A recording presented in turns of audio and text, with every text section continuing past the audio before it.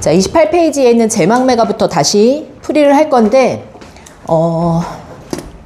한 번만 살짝, 다시 한 번만 살짝 제망매가에 대한 이야기를 좀 하고 넘어갑시다. 야, 제망매가는 노래 가짜라고 했었지. 망매가 죽은 누이를 의미하고 제가 뭐라고 그랬어? 제사 지내는 노래라고 했었어. 기억나요? 근데 이 신라시대 향가는 한자로 쓰여 있지만 한자로 표기했다고 하지 않는다고 했어. 뭘로 표기돼 있다? 향찰 표기입니다. 향찰이 뭐지? 향찰. 한자의 음과 뜻을 빌려서 쓰는 기록문학이었어. 근데 향찰로 표기된 기록문학이에요. 입에서 입으로 구전되지 않았습니다. 이게 신라시대 노래임에도 불구하고 표기 혹은 기록문학이라는 게 굉장히 중요한 키워드고요. 그 다음 또 한 가지, 제망매가는 형식이 있다 없다? 향가 중 형식 있어요 없어요? 있어요. 이 형식이 어떤 형식이었지? 4줄짜리 형식은 몇 구체? 4구체. 8줄짜리는 8구체. 10줄짜리는 19체 향가란 말이야. 그러면 19체 향가는 사실은 4줄짜리 이 8구체 향가에 2줄이 더 붙는 거라고 했잖아. 그치? 이 2줄을 뭐라고 불렀어요? 낙구라고 불렀습니다. 낙구가 반드시 가져야 되는 형식적 특징이 있어요. 뭘로 시작해야 된다? 하는 감탄사로 반드시 시작합니다. 감탄사로 시작을 해서 시상이 뭐 된다? 전환되면서 시상이 집약된다라고 했었어요. 자, 제망매가의 현대어로 안 되어 있지만 오른쪽에 그 내용을 다시 봅시다. 자, 4구체 마지막 낙구 의미 한 번만 다시 볼게요. 생사의 길은 이에 있음에 머뭇거리고, 나는 간다는 말도 못하고 머뭇거리고 먼저 가셨습니까? 하는 한탄으로 시작하죠. 이때에 나는 죽은 누이였고, 누이가 머뭇거린다는 것은 누이가 죽음에 대한 어떤 두려움을 느끼는 것이고, 여기에서 기, 서, 결로 3단 구성인데 기서결까지는 몰라도 돼. 어쨌든 제일 중요한 건 뭐야? 정서를 알아야 될 거 아니야. 시를 만났으니까. 그럼 여기에서 화자가 누이가 두려워하면서 죽은 것을 떠올리면서 어떻게 그렇게 죽었니? 너 어떻게 그렇게 금방 죽어버릴 수 있어? 하는 이별에 대한 뭐예요? 슬픔이야. 슬픔이란 정서로 시작을 하는 겁니다. 맞죠? 그 다음 뭐라고 나와 있어? 어느 가을 이른 바람에 이에 저에 떨어지는 잎과 같이 한 가지에서 나고도 가는 곳을 모르는구나 하는 한탄이죠. 자, 바람이 불어서 잎이 떨어지는 건 너무 당연한 자연현상이야. 여기에서의 바람은 뭘 의미한다고 했어? 누이에게 닥친 죽음. 이 죽음 때문에 여기저기 떨어져 버리는 이파리는 누구를 비유한 거야? 죽은 누이. 한 가지에서 태어났는데도 가는 곳을 모르는구나. 한 가지가 상징하는 바는 뭐예요? 누이와 나를 낳아준 부모. 지금 처음 온 두 친구들은 당황스럽겠지만 우리가 이미 배운 거라 여긴 그냥 쉽게 쓱 훑고 갈게. 알겠지? 그 다음 타임부터는 너희도 차분차분하게 나가줄게. 그럼 얘네는 비유와 상징이 잘 쓰여 있다고 했었어? 안 했었어? 했었어. 그지? 그 다음에 어떤 정서예요? 슬픔이 점점 심화돼? 안 심화돼? 슬픔이 심화돼. 그 다음 제일 중요한 거. 혹시 민우 그동안 국어 공부 계속 했다고 하니까 너 혹시 제망매가 배운 적 있어? 있어 없어? 약간 이 대답은 살짝 범죄자들이 많이 뭐 했어? 너 했어? 안 했어? 기억이 안 납니다. 혹시 배운 적 있어?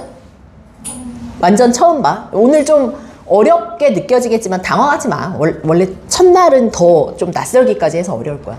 보통 시를 만나면 우리가 화자를 찾잖아. 그지? 화자가 누구지? 시에서 뭐 하는 사람? 말하는 사람. 맞아? 그리고 화자의 상황을 찾고 그 상황에 따른 정서나 태도를 정리하면 시는 끝나는 거라고 했었어. 자, 그럼 질문할게. 여기 시에서 나는 간다. 이 나가 이 시에서 죽은 누이를 한탄하는 중심 화자가 아니겠지. 예지야, 그러면 어디에서 그 1인칭 진짜 화자가 나온다고 했었지? 아, 구행. 미타찰에서 만날 나. 맛볼 나가 만납시다. 나의 이 나가 1인칭 화자야. 나는 돌을 닦으며 기다리겠습니다. 1인칭 화자는 나야. 그럼 두 번째 행에 있는 나는 누구야? 이 머뭇거리다가 죽는다. 말도 못하고 죽은 건 누이야. 그래서 1인칭 화자 나를 봤어. 나는 어떤 상황이야? 누이가 어떻게 됐어? 죽었지. 그래서 죽은 누이를 뭐 하고 있는 상황이야? 추모하고 있는 상황이야. 제망매가의 제가 제사 지낸다, 제의한다라는 뜻이라고 했었어. 그 다음 어떤 정서냐? 당연히 슬픔의 정서지. 그치? 근데 슬픔의 정서 and 얘들아, 죽는다는 것은 뭐냐 하면 대부분의 고전시에서 담겨있는 정서인데 엄청 부자야 내가. 근데 뭐 나 죽으면 내가 돈 싸갈 수 있니? 내가 뭐 무덤 안에서 부귀영화를 누리면서 두둠치 쉐키 막 즐겁게 하루하루 그런 거 못하잖아. 그지? 그럼 죽으면 끝이네. 아무리 대단한 사람도 죽으면 끝. 근데 거렁뱅이 거지들도 죽으면 끝. 뭐 내가 뭐 대단한 걸 이뤘다고 해도 어쨌든 죽으면 끝. 그래서 죽음과 맞닿아 있는 우리나라 고유의 정서가 있어요. 그리고 이건 불교에서 굉장히 중요한 정서예요. 뭐였지? 인생이 너무 더덥다. 그걸 뭐라고 해요? 인생 무상의 정서예요. 그래서 이 시는 한 부모한테 태어나서 이렇게 잘 먹고 잘 살고 있었는데 어느 날 갑자기 누이가 뚝 떨어져 죽어버렸구나. 이파리처럼 그냥 사라져버렸구나. 그래서 인생 무상의 정서를 느낀다. 슬픔과 무슨 감정을 느끼는 거야? 무상감을 느낀단 말이야. 그럼 일반적인 이별의 시들은 슬퍼하다가 끝나거나 절망할 수도 있지. 체념할 수도 있죠. 하지만 이 시는 그렇지 않고 결에 가서 미타찰에서 만납시다 라고 했잖아. 미타찰은 종교적으로 봤을 때는 불교 세계의 천국이야. 그럼 천국 가서 다시 만납시다 이런 거거든. 누이와 다시 뭐 하고 싶은 거야? 재회합시다. 다음 생에라도 다시 만납시다 라는 표현과 같잖아. 그래서 마지막은 중요한 건 이 시는 슬픔과 무상감이 나타나지만 절망하거나 슬픔에서 끝나는 시가 아니야. 다시 만납시다. 그러면 재회를 소망하는 정서로 끝난 거야. 한마디로 슬픔을 무엇으로 극복했다? 종교로 승화했다고 했어. 그런데 여기서 이상하지 않니? 뭐가 이상하냐 하면 시은아, 다시 만나기를 소망하는 건 알겠어. 그치? 그럼 슬픔을 승화, 뭔가 이겨냈다, 극복했다는 것도 알겠어. 근데 내가 갑자기 지금 종교로 이랬잖아. 이상하잖아. 웬 종교? 왜 종교라는 말이 나왔죠? 성준이? 미타철에서 만나기로 했어. 그치. 이 재회를 소망하는 공간, 그리고 재회를 소망한다는 것 자체가 종교적으로 다음 생이 또 있다고 생각하는 불교의 윤회설이 나오는 거거든. 그래서 이 시는 굉장히 불교적인 세계관을 가지고 있고 어떤 종교로 승화한 거야? 불교적인 세계관으로 윤회 사상을 가지고 슬픔을 극복한 거야. 이해됐니? 여기까지가 제망매가에서의 핵심적인 내용을 한 번 다시 훑었어요. 아니 제망매가를 왜 이렇게 어렵죠?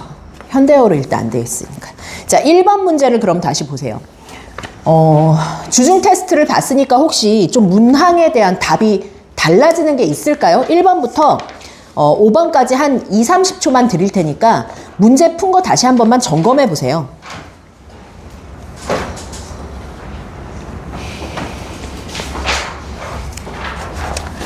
혹시나 답이 달라지는 게 있는지 한번 보겠습니다.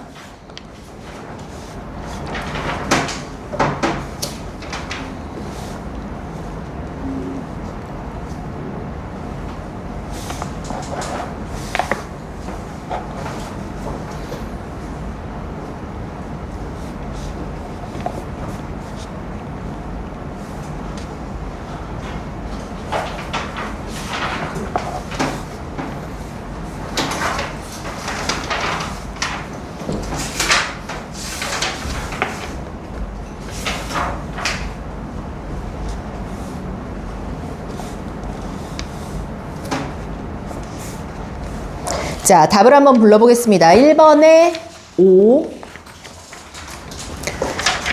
2번에 1번, 3번에 5번, 4번 이른 바람. 이른이라는 단어가 꼭 들어가야 돼요. 그냥 바람은 안 됩니다. 자, 5번 공통적인 이별의 태도죠. 위시와 보기에 공통된 이별의 태도는 재회를 소망하며 종교로 슬픔을 극복하는 태도이다. 자, 선생님이 이번에 5번 문제를 빼지 않은 이유는 우리는 님의 침묵을 배웠어요? 안 배웠어요? 배웠기 때문에 충분히 풀 수 있을 거라고 생각하고 그냥 그대로 냈습니다. 자, 틀린 문항이나 모르는 문항에서 질문 받겠습니다. 몇 번 풀이 해볼까요? 2번. 2번 풀이 들어갑니다. 2번을 한번 봅시다. 2번에 보기 A와 B를 같이 읽어보겠습니다. A 보세요. 민우 한번 읽어봐. 간밤에 부는 바람 만져 겨울까지 너희는 비를 들어 쓰려고 하는구나. 낙화인들 꽃이 아니라 쓸어 무엇하려. 야, 떨어졌으면 어때? 떨어진 것도 예쁜 꽃인데 쓸지 마. 그냥 이랬지. 그럼 이건 그냥 자연 친화적인 시구나. 근데 A를 보면 간밤에 바람이 불어서 꽃이 졌다라고 했을 때 이 바람을 보니까 얘는 꽃을 지게 한 원인은 맞네요. 하지만 화자한테 불어닥치는 시련이나 고난이라고 생각할 필요가 있어 없어? 전혀 없죠. B를 한번 읽어보겠습니다. 민웅이 읽어봐. 바람 불어 쓰러진 나무 이문 다 싹이 누며 인 그려 든 병이 먹다 나갈성여 저희마 널로 든 병이니 너희 붙일까 하나. 바람이 불어서 쓰러진 나무는 절대로 다시 살아날 수 없지. 이때 바람은 나무를 쓰러뜨리는 고난이나 시련 상징하겠네요. 님을 그리워해서 병이 든다고 약 먹는다고 낫겠냐? 낫는다야 안 낫는다야? 안 낫는다. 님아, 너 때문에 내가 상사병 걸렸으니까 네가 나 고쳐라. 나 너 사랑해서 병 걸렸다. 뭐 이런 사랑의 고백입니다. 자, 그러면 1번을 보세요. 기억과 달리 A의 바람은 화자의 시련이 아니라 그냥 뭐야?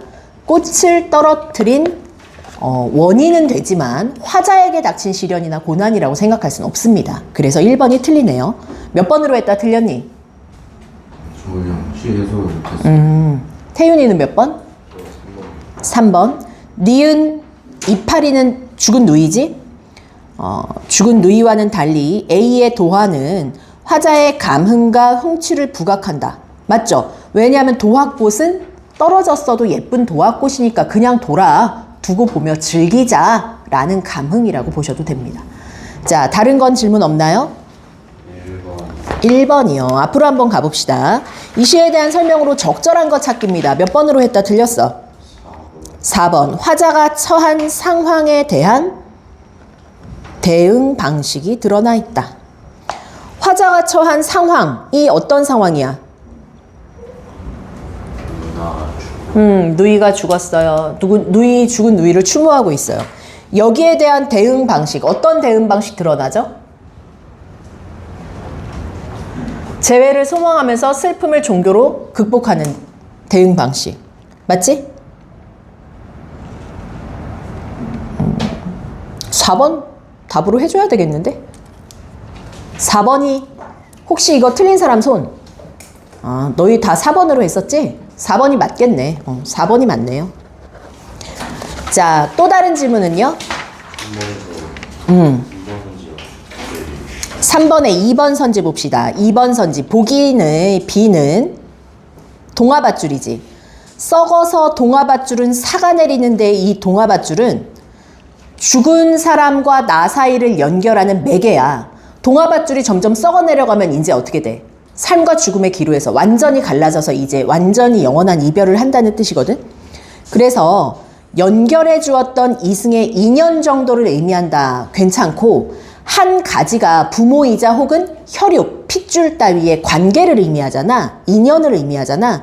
그런 의미로 얘는 괜찮다고 봐도 될 것 같아요. 됐나요? 자, 다른 질문 없으면 안민가 답을 빠르게 맞춰보겠습니다. 1번에 안민가 넘어가서요. 2번, 3번에 궁극적으로 말하고자 하는 거니까 자신의 직분에 걸맞게 살아가자라는 내용이겠지. 그럼 몇 번이겠어? 5번이고요. 3번 보기 잠시 해석해드리고 풀 시간 다시 드립니다. 3번의 보기 보세요. 주원이 한번 낭송해줘. 이 한 마리가 처음 날아와 지지배배 그 소리 그치지 않네. 말하는 듯 분명히 알 수 없지만 집없는 사람을 호소하는 듯 그런 나무 회나무 있고 구멍 많은데 어찌하여 그곳에 기대지 않니.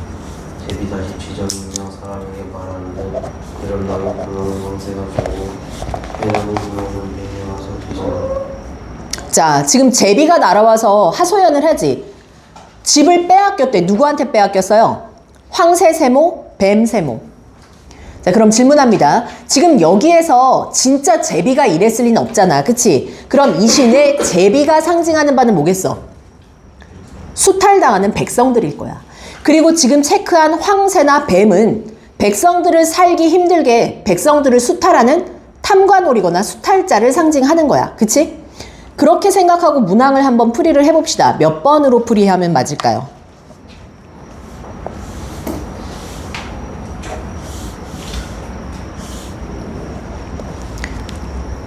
적절한 거 찾기입니다.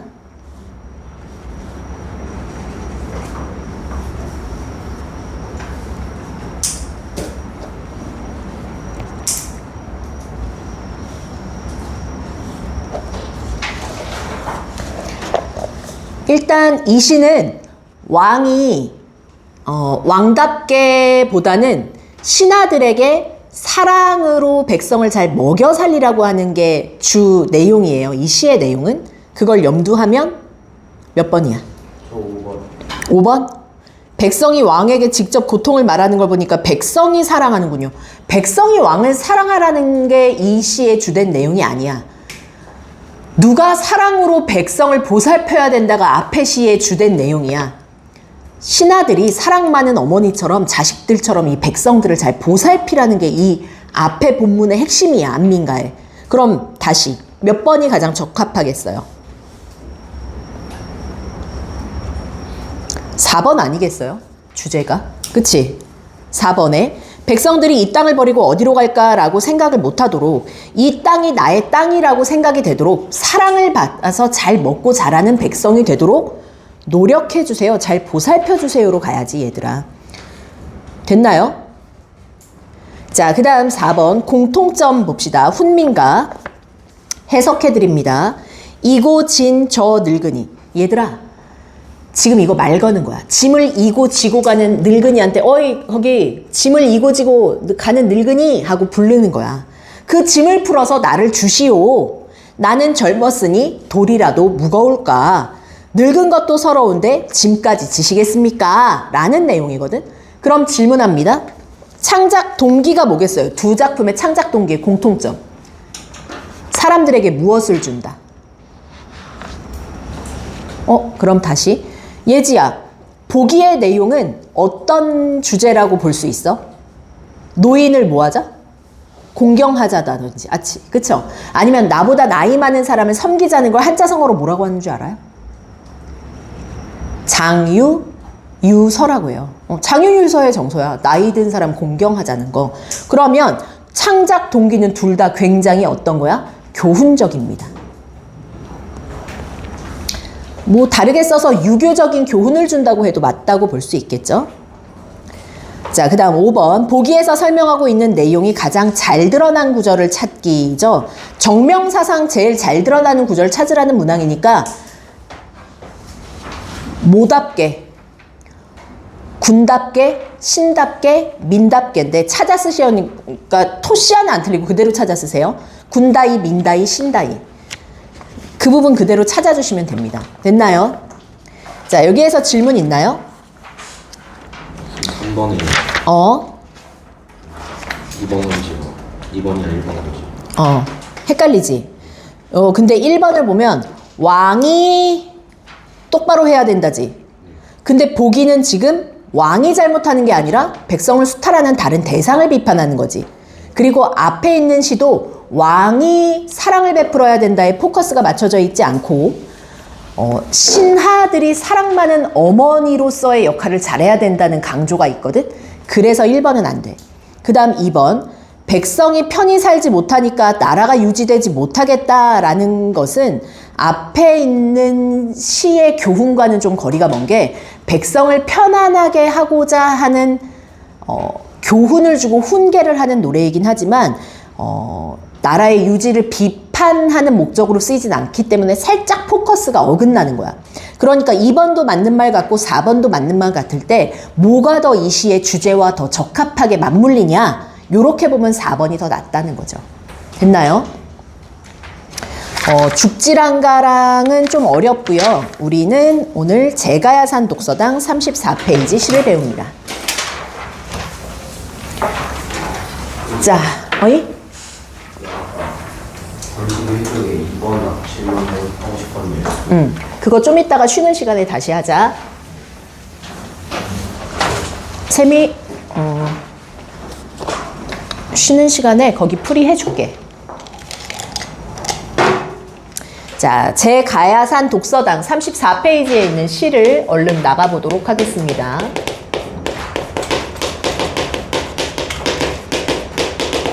야, 이거 뭘로 쓰여져 있니? 왼쪽 라인 봐봐. 원래 왼쪽 라인이 본문이거든요. 뭘로 쓰여 있어요? 한자로 쓰여 있죠.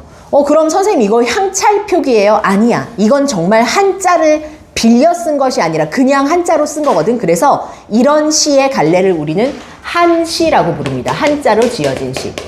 신라시대 말에 쓰여진 시인데요. 한시는 실제로 그냥 한자로 쓴 거고요. 나름 형식이 있습니다. 어떤 형식이 있냐? 한 줄당 하나, 둘, 셋, 넷, 다섯, 여섯, 7개. 얘는 7개로 되어 있잖아. 그럼 이런 것들은 7언절구라고 하고요. 하나의 시에 한 줄에 4개로 되어 있으면 4언절구, 5개면 5언절구 이래요. 형식은 근데 너희한테 중요하지 않고 한시 같은 것은 뭐가 중요하냐? 한자로 쓰여 있음에도 불구하고 당연히 모든 시는 시에서 말하는 누구를 살펴봐야 돼, 우리가. 화자 찾아야지, 그치? 그 다음에 화자의 상황 인지해보고 그런 후에 정서 찾을 거고 나머지 표현 방법은 너희가 최대한 찾아볼 거야. 근데 이 시를 쓴 사람이 누구니? 최치원 아저씨가 있잖아. 나 이 사람에 대해서 말을 안 할 수가 없어. 이 사람은 신라시대의 굉장히 유명한 문인이자 문장가입니다. 근데 글을 진짜 기똥차게 잘 썼대. 그리고 되게 천재적인 발상이 되게 있는 사람이었대. 근데 문제는 뭐냐면 신라시대 계급사회였던 거 알죠? 골품제도가 있잖아. 그러니까 이 사람은 아무리 머리가 좋고 능력이 좋아도 나라에 채택해서 뭐 쓰임을 받을 수가 없는 거야. 그래서 되게 최치원의 시들을 보면요. 대부분 내용이 한탄합니다. 내 능력을 인정받지 못하는 걸 한탄하고요. 세상이 나를 알아주지 않는 것을 슬퍼해요. 그러다가 너무 빡쳤을 때 쓴 시가 바로 이 시야. 에이씨, 이 지긋지긋한 세상. 이 세상 사람들 소리 듣고 싶지도 않고 보기도 싫어. 그래서 제목이 가야산에 있는 작은 독서당을 만들어서 그 안에 은거하면서 살게 된 시입니다. 근데 최치원이 더 웃긴 건 실제로 가야산에 독서당 만들어서 은거해서 살았는데 언제 어디서 어떻게 죽었다든지 이런 자료가 하나도 안 남아있어. 근데 또 이 사람이 쓴 시는 너무 기가 막히게 대단해. 막 오히려 중국에선 이 사람 되게 칭송할 정도거든. 그래서 조선시대가 된 이후에는 이 사람을 살짝 신격화해요. 우리나라가 뭐 자랑할 게 없는 거야. 병자호란 때도 청나라한테 너무 수치와 수모를 당했잖아. 열받는데 현실에서 우리가 중국 이길 수가 없지. 그러니까 소설을 짓는 거야. 주인공이 최치원이야. 최치원이 얼마나 대단한 사람으로 나오냐면요. 중국 황제가 자기네 나라로 초대해. 왜 초대하냐면 조선이라는 나라를 짓밟고 싶은데 야, 그 나라 아주 그냥 별거 없으니까 그 나라에서 제일 대단한 뭐 학자 오라고 해봐. 우리가 아주 그냥 짓밟아 버리게 라고 생각해서 최치원을 데리고 가거든. 근데 최치원이 딱 들어갈 때요. 심지어 너무 대단해서 약간 도수를 부리는 사람처럼 나오는데 최치원이 들어가려고 하는데 옛날 선비들이 쓰는 이 모자 있지. 이걸 사모관대라고 하거든. 근데 최치원이 딱 들어가다가 사모관대가 갑자기 문짝에 탁 걸려. 그러니까 최치원이 딱 들어가서 뭐야 이거 중국 대국이라고 하더니 야 야, 모자 하나가 걸려가지고 못 들어가네. 이 작은 나라에 내가 이거 들어갈 수 있겠어? 이러면서 조롱하거든. 중국 황제가 그래서 깜짝 놀라서 대문을 막 다시 지어. 그 다음 이제 딱 들어와. 근데 여기에다가 땅을 깊게 파서 뭐 뱀들을 잔뜩 숨겨놓고, 그 다음에는 또 파서 관악대를 숨겨놓고 막 이런 여러 가지 함정을 파놓거든. 근데 이걸 다 건너뛰어. 엄청난 능력으로. 그리고 마지막 이 나라의 가장 뛰어난 학자를 100여 명을 모아놨는데 아무리 질의응답을 해도 최치원이 지식적으로 밀리지가 않는 거야. 그래서 오히려 이 나라에 있는 모든 사람들이 다 무릎을 꿇고 최치원을 신격화하면서 와, 스승님 제발 절 가르쳐 주십시오 뭐 이러고 있는 거지. 그런 식으로 굉장히 신격화된 인물이기도 해요. 최치원과 관련된 가장 유명한 소설 2편이 있거든요. 최척전이랑 나중에 우리 곧 배우게 될 겁니다. 자, 그럴 만큼 글을 잘 쓰는 사람이지만 시만큼은 어땠다? 불우함과 슬픔으로 가득 찼다. 이 배경의식을 기억하고 시를 한번 볼게요. 자, 첫 번째 시를 읽어봅시다. 일단 읽어보고 그 다음 너 춥니? 네. 너 추워? 네. 너 오늘은 갖고 왔구나. 잠바 입고 있어. 아예 추우면. 자, 여기 시를 한번 낭송을 해봅시다. 예지 읽어줘. 저 바위사를 유튜브 달려 겹겹 공을 내니 이스터를 사는 말소리를 금강스러워라. 늘 시비하는 소리 귀에 들릴세라. 짐진 해령을 물러온 산을 둘러보라. 자, 1인칭 화자 혹시 찾을 수 있나요? 우리 시은이 찾았어? 나라는 1인칭 화자가 표면에 있어요? 없어요? 없어요. 화자는 나타나지 않았습니다. 근데 어떤 상황입니까? 상황을 한번 인지해 볼까요? 첩첩 바위 사위를 미친 듯이 달려. 야, 첩첩한 바위 사이를 미친 듯이 뭐가 막 달린대. 그래서 겹겹의 봉우리들을 촤 하고 울리게 만든대. 누가? 지가 막 미친 듯이 뛰어다닌다는 얘기겠어? 그건 아니야. 뭘 얘기하는 거야? 지척에서 하는 말소리도 들리지 않도록 하는 것. 지금 이것은 뭐냐면 물을 얘기하는 거예요. 첩첩한 산 봉우리 사이로 흘러내려가는 빠른 물을 의미하는 겁니다. 다시 읽어보세요. 첩첩 사위를 미친 듯이 달려 겹겹 봉우리를 물소리를 쫙 하고 내서 울리게 하는 것을 의미합니다. 오케이? 물소리 얘기하는 거예요. 지척은 가까운 거리야, 먼 거리야? 가까운 거리야. 가까운 데서 하는 말소리도 분간하기 어렵구나. 늘 시비하는 소리에 세모해봐. 자, 그럼 질문. 민우야, 시비가 무슨 뜻인 줄 아니, 혹시? 친구들한테 가끔 말할 텐데, 야, 시비 걸지 마, 뭐 이런 거. 시비가 무슨 뜻이게? 옳고 그름을 따지는 거야. 그럼 시비하는 소리가 귀에 들릴세라라는 건, 옳고 그름 따지고 뭐 잘난 척하고 이런 소리가 귀에 들릴까봐 좋다야, 싫다야? 싫어. 이거 듣기 싫어. 짐짓 흐르는 물로 온 산을 둘러버렸다네 했죠. 그러면 칠판 봅니다. 지금 이 시의 화자는요, 어떤 상황이에요? 제가야산 어디에서? 산에 물로 둘러싸여 있는, 물로 둘러싸여 있는 산에 은거하고 있는 상황인가 봐요. 어떤 정서예요? 세상과 함께 있고 싶어요? 아니면 세상 소리 듣기도 싫어요? 세상 소리 듣기도 싫어. 그럼 세상과 뭐 하고 싶어? 단절하고 싶어. 그래서 자연 속에서 뭐 하고 싶어? 은거하고 싶어. 은둔하고 싶어라는 정서를 지금 표현한 거야. 이해됐니? 자, 그래서 여기 주제를 보면 세상과 단절하고 산속에서 은거하고 싶은 마음. 야, 화자의 상황 보니까 답 다 나왔잖아. 이게 곧 주제야. 이해됐어요? 자, 그런데 지금 이 시가요, 생각보다 표현 방법 찾기가 조금 어려울 것 같아. 그지? 한번 될 수 있는 한 어거지로도 괜찮으니까 한 2개 정도만 찾아도 굉장히 잘 찾을 것 같거든요. 자, 우리 친구들이 봤을 때 너희가 스스로 어떤 표현 방법이 눈에 보이는지 한번 봅시다잉. 찾아보세요. 주원이 뭐 하나 찾았어? 의성어. 어디에? 근데 그게 소리를 흉내내는 건 아니잖아. 의태요. 차라리 의태어로 봐야지. 최대한 열심히 찾아보세요. 20초를 더 드리겠어요.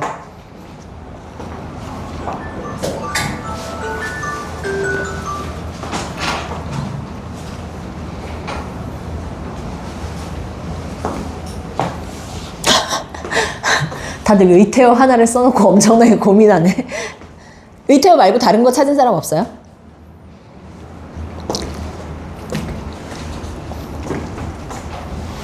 자, 그럼 잠시 칠판 보세요. 세미 한번 볼게요. 첩첩 바위 사위를 미친 듯이 달려 겹겹 봉우리를 울리다. 뭐가? 이 주체가 뭐야? 봉우리를 울리면서 달리는 게 물이 맞잖아. 물. 그러면 지금 첩첩 겹겹이라는 나는 음성상징어라고 쓸게. 의태어 의성어를 묶어서 고등부에서는 음성상징어라고 하니까요. 음성상징어 사용해서 좀 생동감 있게 표현했어. 그 다음 겹겹 봉우리를 울리다는 무슨 심상이니 얘들아? 첩첩 바위사위는 뭘로 우리가 인지해요? 눈으로 보죠. 그럼 지금 이 시는 시각적 심상과 청각적 심상 쓰였다 안 쓰였다? 쓰였죠. 그쵸?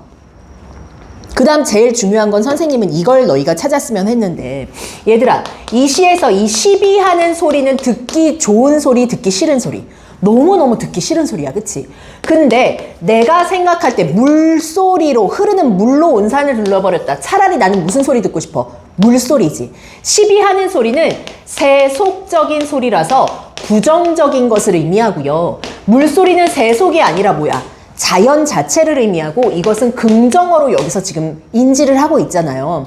그러면 서로 의미상 완전히 뭐 되는 소재야? 뭐 돼요? 부정과 긍정, 세상과 자연이에요. 그럼 이런 걸 우리는 뭐라고 해요? 대조적인 시어가 사용됐다고 인지하는 겁니다. 오케이? 자, 그 다음에 이거 상징적 의미로도 잘 기억하세요. 이 시에서 지배적인 심상이 뭐냐라는 문제도 은근히 나올 수 있어. 자, 심상이 뭐야? 민우 혹시 심상이 뭔 줄 아니? 사실 알지만 이 단어가 좀 생소할 거야. 우리 눈으로 보는 심상을 무슨 심상이라고 불러?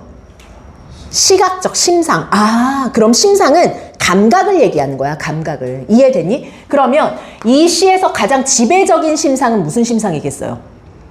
물소리와 시비하는 소리가 중요하지. 그리고 물소리로 온 산을 둘러놓고 물소리를 듣고 있지. 그러니까 무슨 심상이 가장 지배적인 심상이야? 청각적 심상이 지배적인 심상이야. 오케이? 그런데 재밌는 건 시각도 쓰이고 청각도 쓰이고 막 감각이 많이 나왔지. 그럼 이런 시를 감각적 시어를 사용한다라고 하면 맞을까요? 안 맞을까요? 민웅이 어때? 맞을 것 같아? 안 맞을 것 같아? 맞을 것 같아. 맞아요. 근데 학교 시험이든 모의고사에서든 감각적 시 어쩌고 하면 감각? 이건 좀 감각은 좀 떨어지는 것 같아. 이런 걸 너희한테 물어보는 게 아니야. 뭐 멋있다 없다를 물어보는 게 아니야. 시각, 청각, 후각, 촉각, 미각 이런 감각이 실제로 쓰였는지 안 쓰였는지로 판단해야 되는 거야. 이해되셨죠? 자, 감각적 시어 사용했다고 해도 맞고요. 그 다음에 또 뭐라고 되어 있냐?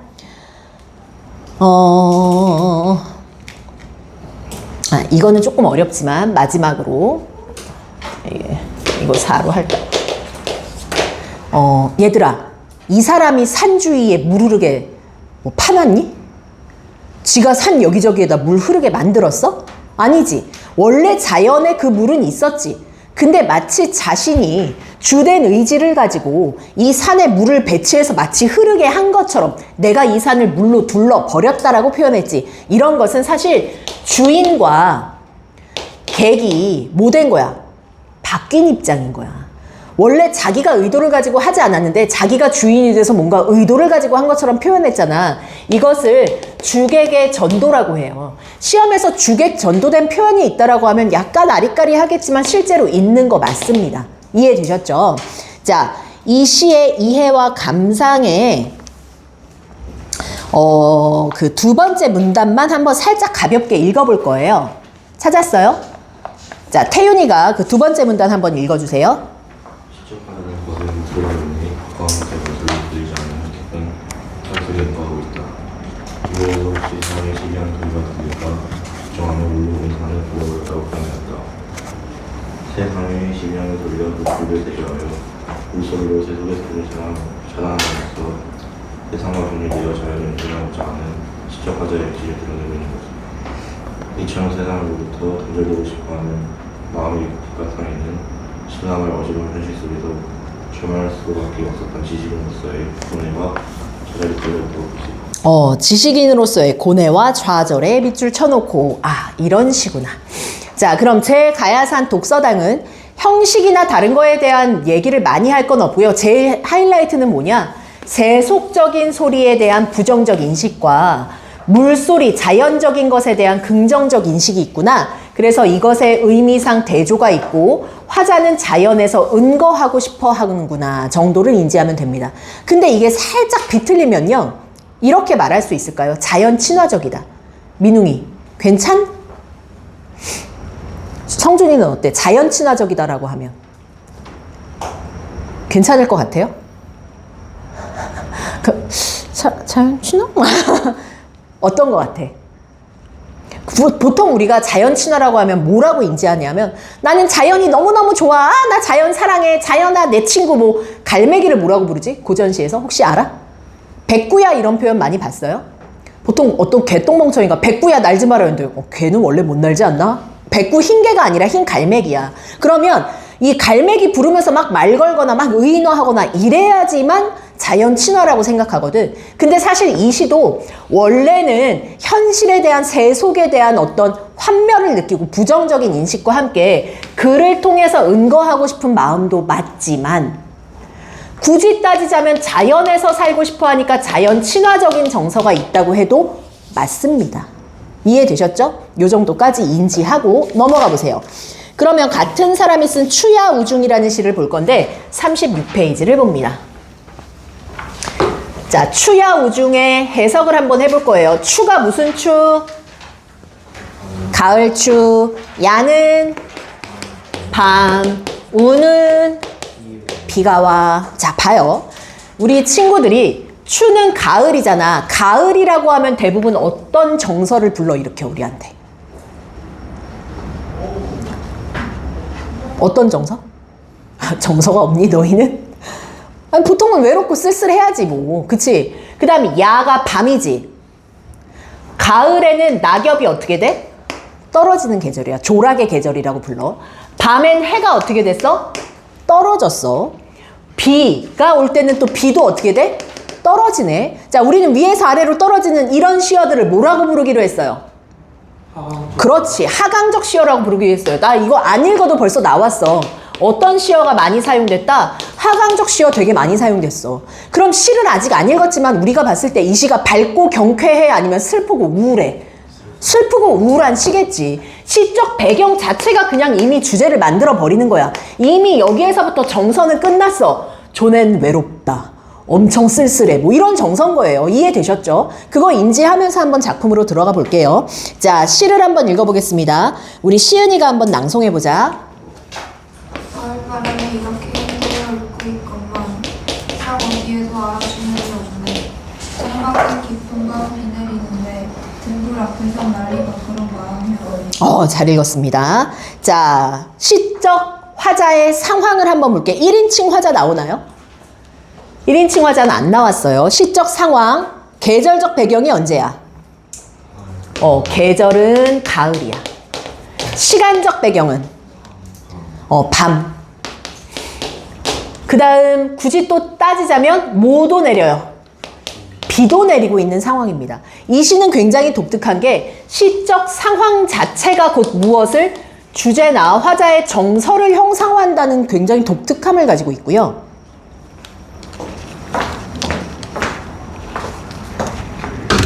시아야? 너 선생님 기다리는 거야? 쌤 지금 수업 중이야.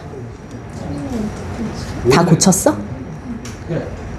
그러면 고치고 있어봐. 쌤 조금 있으면 끝나니까 한번 나가볼게. 애기들 기다리고 있으니까 안쓰럽네. 자, 그 다음에 정서로 한번 가봅시다. 세상에 어디에도 알아주는 이 없네. 이 행을 보니까 어떤 정서야? 나 알아주는 사람이 있어 없어? 없지. 그럼 어떤 정서겠어? 외로움이나 쓸쓸함 아니겠어요? 그쵸? 자, 그 다음 등불 앞에서 만리 밖으로 마음이 향하네 라는 이 만리 밖이라는 시어를 먼저 설명을 해드리고 그런 후에 우리 친구들이 표현 방법을 좀 찾아보도록 하겠습니다. 얘들아, 이 시는 사실 신라시대에 쓰여진 시잖아. 그러니까 몇 월, 며칠, 몇 년도까지는 정확하진 않지. 근데 이 만리밖이라는 것에 대한 해석이 조금 애매하거든? 그래서 이 시는 주제를 두 개로 잡아. 첫 번째, 이 만리밖이라는 표현을 왜 두 개로 잡냐면 이 시가 화자가 어디에 있을 때 쓰였냐, 최치원이 어디에 있을 때 쓰였냐, 이게 만약에 우리나라 안에서 그냥 있을 때 썼다라는 주장도 있고, 아니다, 이거 중국에서 유학할 때 쓴 시다, 요렇게 얘기가 나오기도 하거든. 근데 요게 상황에 따라서 주제가 좀 달라져. 우리나라 안에서 썼으면 왜 자기의 마음이 만리 밖으로 나가? 나를 이해해주는 사람이 있어, 없어? 없어. 이 세상에서 나를 알아주는 사람이 없다라는 답답함이거든. 이렇게 가면 이거는 지식인으로서의 고뇌야. 세상이 날 알아주지 않는다는 인정받지 못하는 지식인으로서의 고통이야. 필기 안 해? 필기요? 머리에 담아가는 중인가? 담아가도 좋지만 필기를 해가셔야지 주중 테스트를 준비할 수 있죠. 이따가 둘 다한테 쌤이 이 주중 테스트지랑 좀 보여주고 설명해 줄게. 너는 이따 듣기는 했지만. 그 다음 중국에 유학을 가서 만리 밖으로 내 마음이 달린다라는 표현은 어디를 그리워하는 마음이야? 자신의 고국, 그치? 고향이나 아니면 타지에서의 외로움 때문에 자신의 나라, 조국을 그리워하는 마음이라고 해석해도 돼. 그래서 만리밖의 해석에 따라서 주제가 두 가지로 가는 거예요.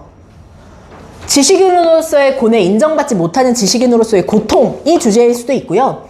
고국을 그리워함이 주제일 수도 있어요. 이건 두 가지의 주제를 다 가지고 있을 수 있습니다. 해석에 따라 조금 다르다. 됐죠? 자, 그럼 혹시 여기에서 우리 친구들이 찾을 수 있는 표현 방법들을 한번 최대한 찾아볼 거예요. 어떤 거 잡아볼까요? 자, 먼저 찾은 사람 빠르게 하나 대보세요. 뭐 있습니까? 민웅이는 여기 잘 보이니, 칠판? 앞에 얘가 너무 널 살짝 어디에 갇혀서 벌 받는 애 같은 느낌인데 괜찮냐? 이거 때문에 안 거슬려? 안 거슬려? 장애물에 강한 편이시네요. 자, 태윤이 찾은 거 뭐 있어? 가을바람이나 밤비 같은 상징이다. 상징? 근데 이 시는 이런 시어를 상징으로는 안 봐. 왜냐하면 상징이면 이게 추상적인 의미가 있어야 되잖아. 바람이 뭐 상징하는 바가 따로 있어야 되잖아. 근데 여기선 있어, 없어? 뭐 시련, 고통 이렇게 그냥 갖다 대기는 약간 애매하고, 시적 상황 자체가 가을 바람에 비가 내리는 걸 수 있거든. 그래서 여기서 상징이 조금 애매해. 굳이 따지자면 근데 마음도 이건 상징으로 보기 조금 애매할 것 같아. 또 다른 표현은요? 한탄정. 응? 한탄정. 한탄한다? 한탄하는 것은 정서일 수는 있지만 표현의 방법이라고 할 수는 없겠지. 무슨 법이 쓰였는가? 대조법이라든지 뭐. 그럼 예지는?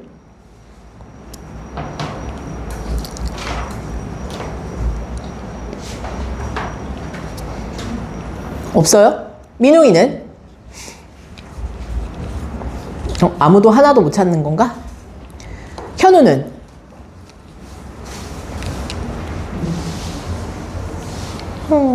성준이는? 뭐뭐 내로 끝난다? 뭐뭐 내로 끝난다? 근데 이게 사실은 가군이라는 게 있기는 한데, 근데 이 가군이라는 게 있기는 하지만 이 내라고 한 건 우리가 현대어로 해석하면서 붙여놓은 거고, 이 어미가 원래 한자에 있는 건 아니거든? 그거다 깊은 밤비랑 등불합시 상관입니다. 그거다 깊은 밤비랑 등불합시 대조적인가요? 아니 대조적이진 않고요. 여기서의 등불이 뭐 미래를 밝히는 희망 이런 식으로 대조적인 시어는 전혀 아닙니다. 자, 칠판 보세요. 너희가 왜 이렇게 못 찾나 내가 생각을 해봤거든. 없어서 못 찾는 거야. 없어. 두드러져 가지는 표현 방법이 없어. 표현 방법은 이미 이거 하나로 끝났어. 하강적 시어.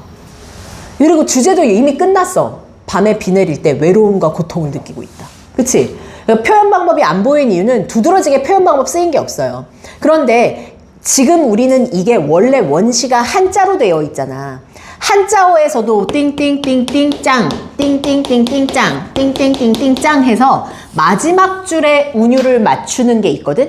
그런 걸 뭐라고 하냐면 끝 각자를 써서 가군이라고 해요. 그럼 질문합시다. 대가리에 똑같은 것들이 같은 음을 배치해서 운율을 형성하는 건 뭐게?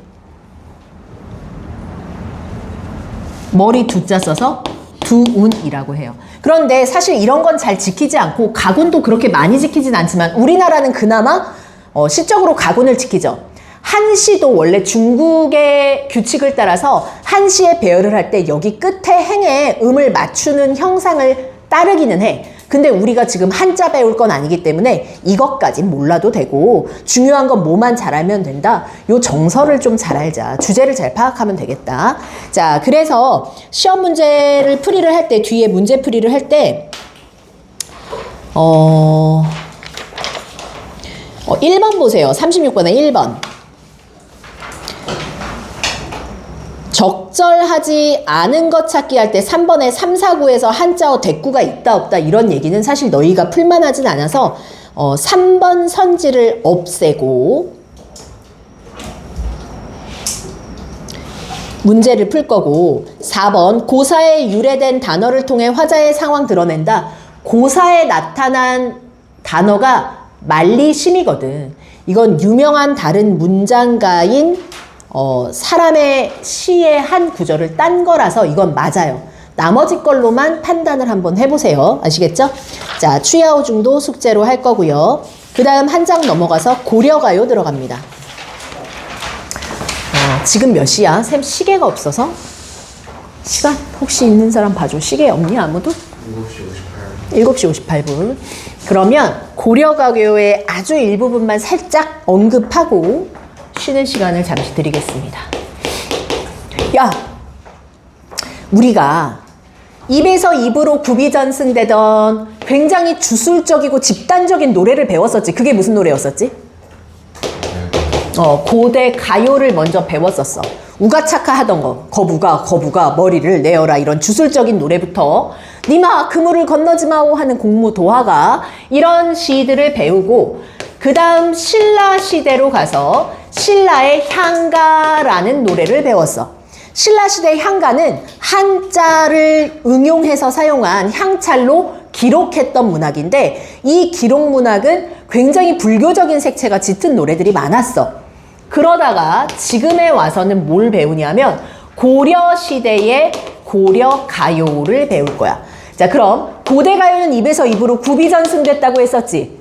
그러다가 뭐 했어? 한자로 적어졌어. 그래서 우리는 구비전승되던 걸 한역한 것으로 지금 우리가 보고 있다라고 얘기를 했었고 신라시대의 향가는 뭘로 했었어? 향찰이라는 것으로 기록된 기록문학이었단 말이야. 그럼 고려가요는 어떻게 전해졌을까요? 오늘따라 귀뚜라미 울음소리가 굉장히 크네. 이 정도면 문 앞에서 누가 우고 있는 거 아니니? 키뚤키뚤 이러고? 1층 소리가 이렇게까지 올라오니? 맞아 이게? 문 앞에 있는 거 아니야? 1층 소리네. 자, 고려가요는 너희가 그냥 생각해봐. 어떤 내용일 것 같아? 어떻게 전해졌을 것 같아? 이때 한글 있어 없어? 역시 아직은 한글은 없어. 그럼 도대체 어떻게 전해졌나? 얘 구비전승됐다? 근데 내가 봤을 때 우리나라 이렇게 큰 갈래로 문학을 가를 때 이 신라의 향가랑 고려가요가 제일 성격이 대조적이라고 생각해. 왜 그러냐 하면 봐라. 신라의 향가가 향찰로 기록이 돼야 되잖아. 그러면 한자를 진짜 기가 막히게 잘 알아야 돼. 한자를 그렇게까지 잘 알 정도면 엄청난 지식인이 있어야 돼. 그러니까 신라시대 향가는 귀족들밖에 향유를 못했어. 읽고 즐기는 것도 귀족들만 읽고 즐겼고요. 이걸 노래하거나 함께 짓거나 하는 것도 귀족들밖에 못했어요. 승려 아니면 화랑들. 굉장히 정제되어 있죠. 심지어 얘는 형식이 있었어 없었어? 4구체, 8구체 얘 지금 형식도 얘는 되게 심각하게 딱 있었잖아. 그지? 그러다가 고려시대에는 구비전승되는 노래란 말이야. 그럼 너희 생각해봐. 고려가요는 구비정승, 입에서 입으로 전해지려면 유행도 많이 되고 사랑도 많이 받는 노래를 당연히 했겠지. 그치? 그럼 내용이 뭐였겠냐? 요새 유행하는 노래 탑10 한번 보면요. 대부분 무슨 노래예요? 사랑 노래 아니면 이별 노래 아니겠어? 그치? 그럼 고려가요는 입에서 입으로 구비전승됐고 대부분의 내용이 굉장히 민중적인 거.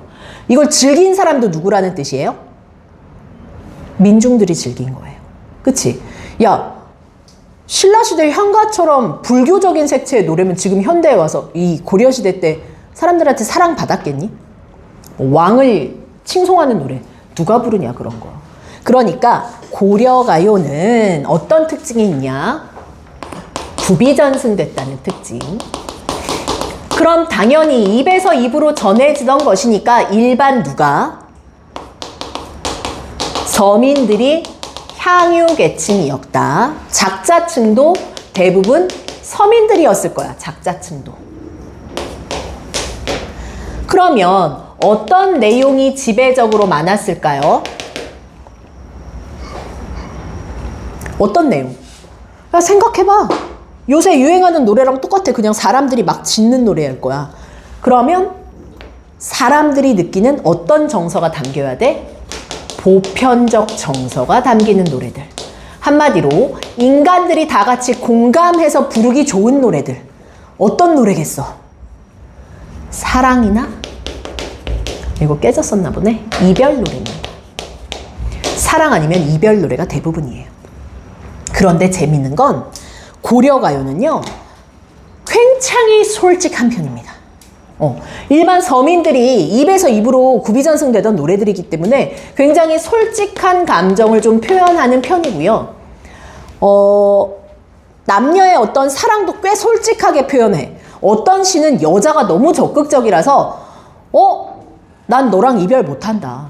나 만약에 이별하면 그냥 나 직장도 버리고 살던 동네도 버리고 그냥 울면서라도 너 쫓아갈 거야. 막 이렇게 대놓고 말하거든. 굉장히 솔직하단 말이야. 그런데 이 고려가요 다음에 고려가 멸망한 다음은 어떤 나라가? 어느 나라가? 조선이. 그치? 근데 이 조선시대에는 유교보이들이 등장을 하면서 시적 내용이 고려시대랑 완전 또 달라지고 오히려 신라시대의 향가의 형식을 계승해서 초장, 중장, 종장의 3단 구성의 시들이 등장하죠. 엄청 형식, 내용은 중요하지 않아. 얘네는 형식을 존엔 지킨단 말이야. 그리고 형식을 지키면서 대부분 유교적인 거, 왕에게 충한다, 부모에게 효한다, 이런 교훈적인 거나 아니면 맨날 나는 돈은 싫어. 난 자연을 사랑해. 난 속세는 막 이러면서 계속 강호가도 자연을 노래하는 시들이 등장해요. 신라시대 향가를 왜 시조가 조선시대 시조가 계승했냐? 고려시대 내용을 왜 건너뛰었냐? 여기에 있는 거예요. 고려가요는 입에서 구비전승되는 서민들의 노래였다면 조선시대 초창기에 있는 조선 전기의 문학작품들은 전부 다 양반들이나 사대부들이 쓴 평시조들이기 때문입니다. 이 문학의 흐름을 조금 인지를 하면서 작품을 분석하면 훨씬 더 좋겠죠. 자, 일단은 쉬었다 와서 다음 수업을 이어서 가도록 하겠습니다. 10분 쉬었다 오세요.